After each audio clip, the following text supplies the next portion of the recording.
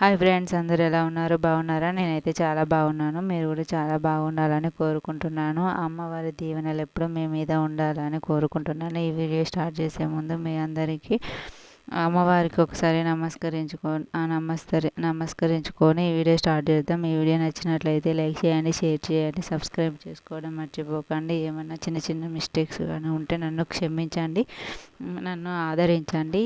ఈరోజు వారాహి అమ్మవారు ఆదివారము ఈ పరిహారం ఈ మంత్రం కనుక మీరు చెప్పారనుకోండి, మీ జీవితంలో కష్టాలన్నీ పోతాయి. మీ జీవితంలో అంతా మంచి జరగాలని ఆ అమ్మవారిని కోరుకుంటున్నాను. ఈరోజు మనము ఆర్థిక ఇబ్బందులతో వ్యాపారంలో కానీ కలిసి రాకపోవడం వల్ల మనం చాలా బాధపడుతూ ఉంటాము. పెళ్ళి కాకపోయినా కానీ, చదువులో ఇబ్బందులు ఉన్నా కానీ, ఎలాంటి అయినా కానీ సరే, ఈరోజు ఈ మంత్రం కనుక మనం చెప్పుకున్నాం అనుకోండి, మన జీవితంలో కష్టాలన్నీ పోయి మంచి జరుగుతుంది. పెళ్ళి కానోళ్ళు కూడా రోజుకు 108 సార్లు కానీ, లేకపోతే 9 సార్లు కానీ ఈ మంత్రాన్ని చదవండి.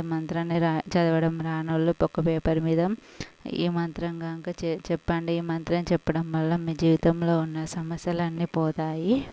మీరు మనసులో ఏం కోరిక కోరుకున్నా ముందుగల అమ్మవారిని బాగా తలుచుకోండి. అమ్మ, నన్ను కష్టాల నుంచి బయటపడేయమ్మ, నాకు ఆర్థిక ఇబ్బంది లేకుండా చూడమ్మా అని ఆ అమ్మవారిని కోరుకోండి. ఆ అమ్మవారు ఆశీస్సులు ఎప్పుడు మీకు ఎప్పుడు ఉండాలని కోరుకుంటూ ఉన్నాను. మీరు కనుక ఈ మంత్రాన్ని రోజుకు ఏదో ఒక టైంలో మీకు వీలున్న టైంలో ఈ మంత్రాన్ని మాత్రం చెప్పండి.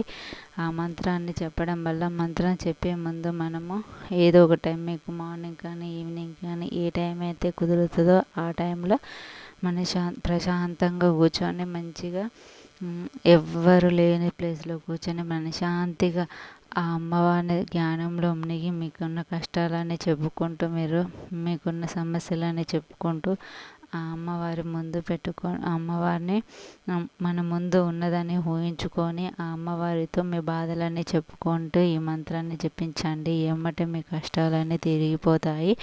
మళ్ళీ అట్లనే ఇంకోటి, ఈరోజు సాయంత్రం 6 గంటల నుంచి 7 గంటల సమయంలో ఒక ప్రమిదలో నువ్వుల నూనె కానీ, ఆవు నెయ్యి కానీ పోసి ఒక ఒత్తి వెలిగించండి. దాని కింద తమలపాకు పెట్టండి. మీకు అనుకున్న కష్టాలన్నీ పోతాయి.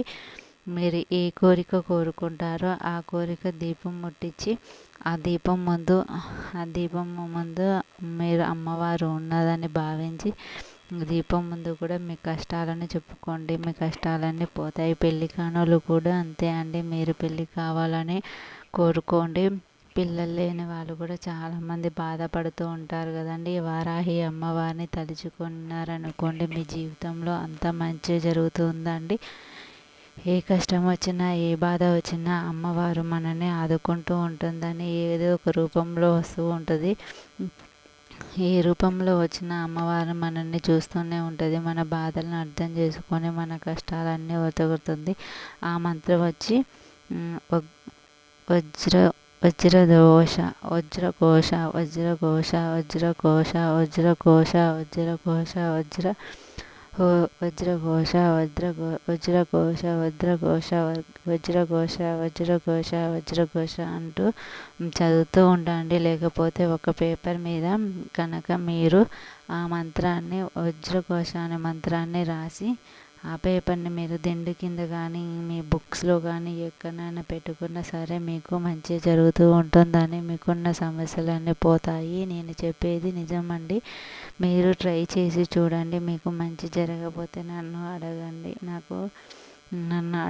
నేను చెప్తాను. 100%లో 99% ఇది జరుగుతూ ఉంటుందని.